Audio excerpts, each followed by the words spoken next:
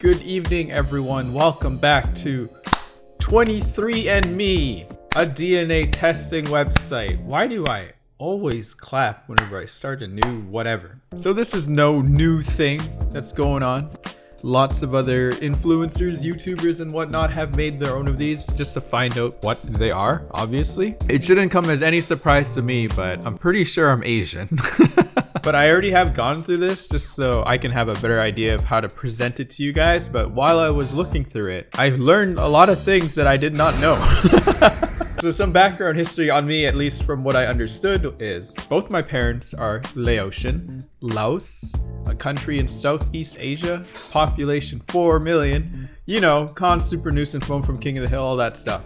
There's probably more than 4 million now. And as far as I understand, I have relatives that are 5 generations back from China. So I was expecting basically some Chinese, mostly Laotian. Let me show you what I discovered. Obviously, we'll just dive right into ancestry right away. So my name's Jovi. I'm not gonna show my last name here for now. Maybe in the future I will. 1 million subs and I'll show my last name. Let's do it, guys. Jovi, 100%. East Asian and Native American, 99.8%.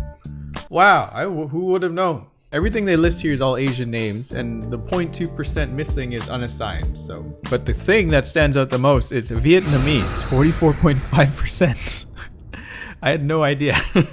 As far as I know, my parents are both from Laos. They have Laotian parents who have also had Laotian relatives and then eventually back up into China. So the fact that I'm almost half Vietnamese is quite a bit of a shock to me, to be quite honest. And then it goes to Chinese Dai, I think that's how you pronounce it, which is 30.4%, which as far as I understand, it encompasses Laos, Thai, Vietnam, and like the southern region of China, like the minority population people there. So that 30% could just basically be Lao anyway, but it's just kind of a broad term for all of them. As far as I understand, I'm not sure. Then the 15%, finally, that's where the Laos comes in.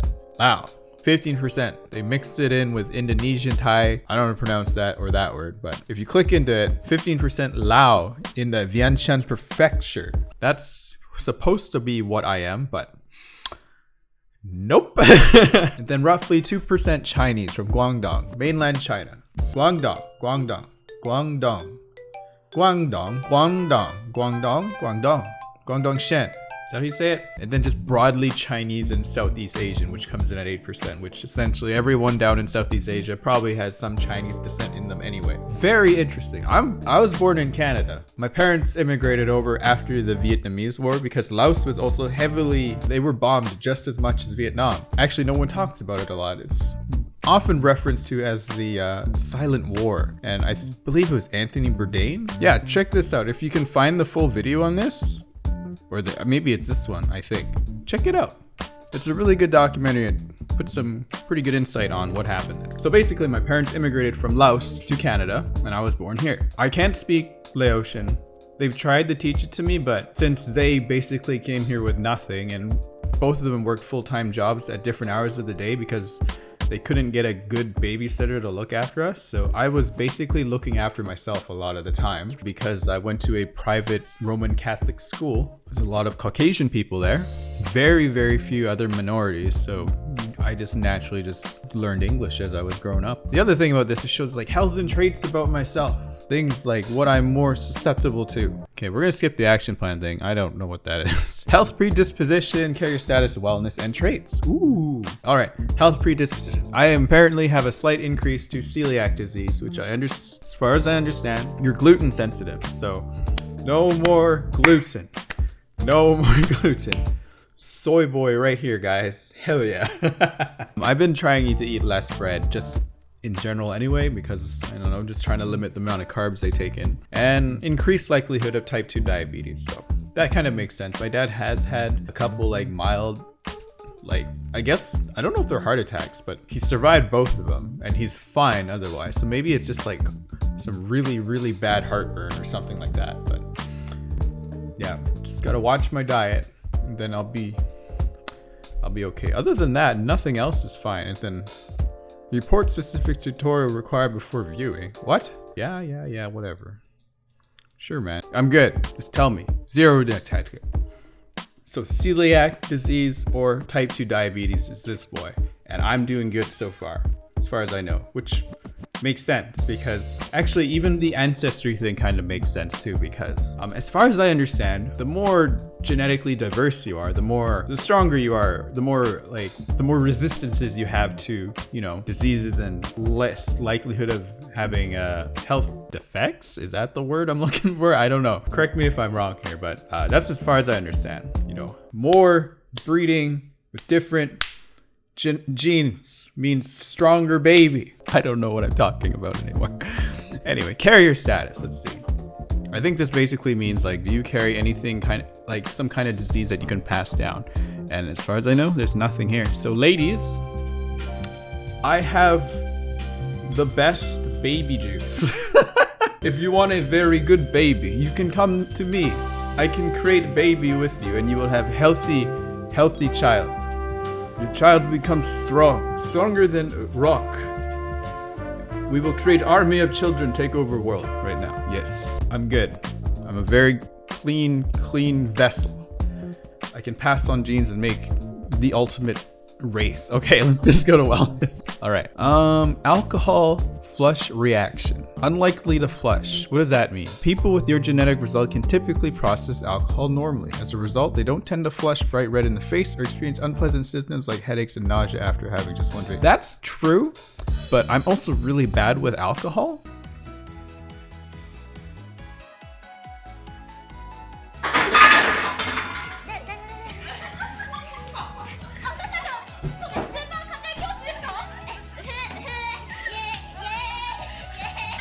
I don't flush. I don't think I do, at least.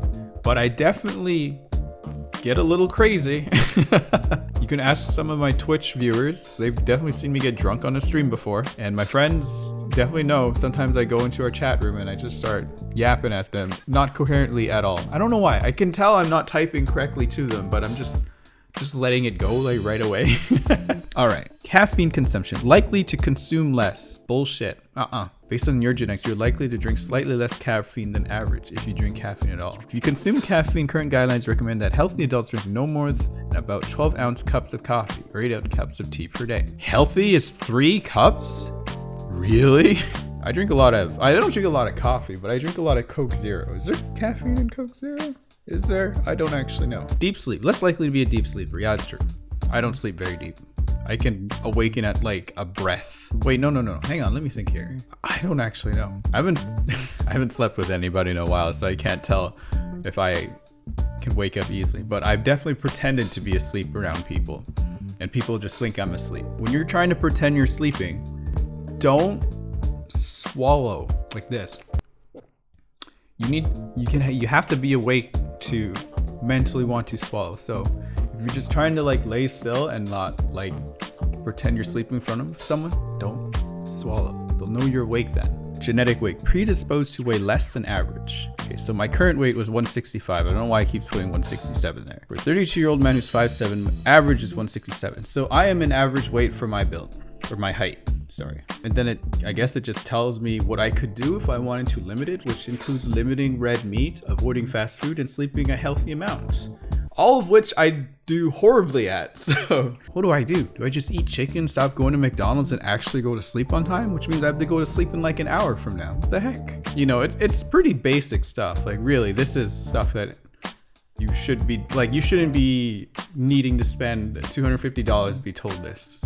This is pretty obvious for most people. Lactose intolerance, likely intolerant, yeah. I like this one. Muscle composition, common in elite power athletes. I can be a JoJo, you guys, if I wanted to. At least a part 5 JoJo, because I'm not like part 2, part 3 build, but I'm definitely part 5, like skinny twink muscular.